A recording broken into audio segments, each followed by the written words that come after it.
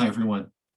I share words with you during a week in which there's been horrible violence against people of Asian descent, as well as a public reckoning of hatred and racism towards people who are Asian American and of Asian Pacific Islanders descent in this country. And of course, this kind of racism has been part of our society for a long time, and especially during this past year has ramped up in rhetoric due in large part to our former president and other people who enabled him and echoed his words. I can't presume to know how people who are of Asian descent are feeling right now, but my intention in sharing whatever I have to share today is to send a simple message that if you are feeling alone and vulnerable and isolated, I want to say, as the rabbi of a congregation in Western Massachusetts, that we stand with you.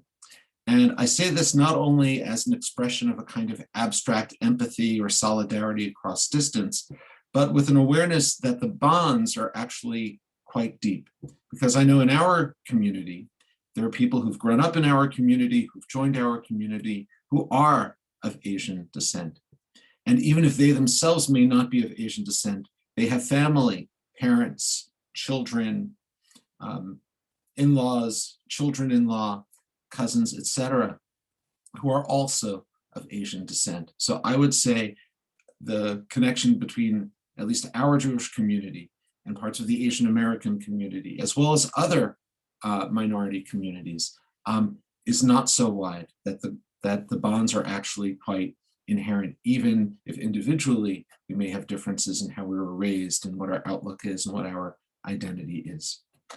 And it's on this theme of creating an open door to each other as human beings, as people who are part of different minority communities, perhaps multiple minority communities at the same time, people with different identities, perhaps or people with hybrid identities. But nevertheless, I want to emphasize this theme of the open door and the threshold, and in particular, how it relates to our Torah portion this week. Now, that might seem kind of an odd segue. Perhaps it is an odd segue, but I think reflecting on the Torah portion for this week kind of creates an archetype for us, just another lens through which we can understand the depth of connection that we live with and strive for every day.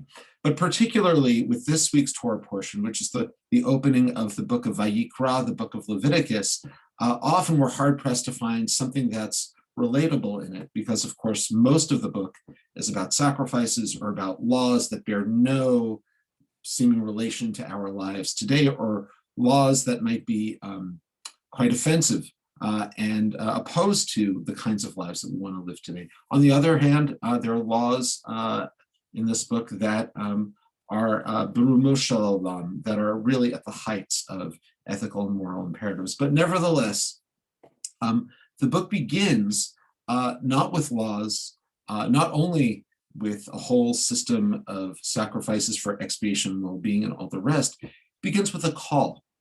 From the end of the book of Exodus, where Moses has presided over the building of the portable tabernacle, the Mishkan, that accompanies the people in the desert, it's all built and he can't go in. But then the book of Exodus opens with just 3 words in Hebrew, Vayikra el Moshe. God calls to Moses, and then Moses enters this tabernacle, this tent, as part of an intimate conversation within which he receives all the laws of the book of Leviticus. But much more important, I'm inspired by an author, Debbie Friedman, who's written a book of translations of the Psalms. You can find it online. And I want to read her translation of Psalm 50, which I found in the Women's Torah Commentary published by the Union of Reformed Judaism. And I share this with you to evoke this sense of intimacy at the book of Leviticus. And I'll say more about that after I read the Psalm. But here is Psalm 50 as written, an interpretive translation, but really much more a unique poetic statement by Debbie Friedman. You are the open door that beckons me in. Peeking around the doorframe, I begin to enter into your glory. You move me forward, O Eternal, to step beyond self-made boundaries. Lift my foot over the threshold that I might abide with you. In the house of the eternal, I found my questions. Waiting to be posed, they filled me with wonder. Through the doorway of the eternal come jumbled sounds and mingled scents. Warm sunlight falls across my lap. All this, your creation. Sit with me, eternal teacher, encourage my seeking. As I fill my hours with your mitzvot, so shall I be filled. Then send me through your door, stretching up to honor your name, sharing out this wonder, enriching myself in the giving. I share this with you to convey this sense of spiritual intimacy that the book of Leviticus invites us to consider. And it's not only intimacy with a spiritual source, so that might be something that we strive for in our lives, but just as much with people and the ways in which we create vessels in society to express our own yearnings. So in this very difficult week, I wish you a time ahead of finding those connections and finding that closeness with other people. Shabbat Shalom.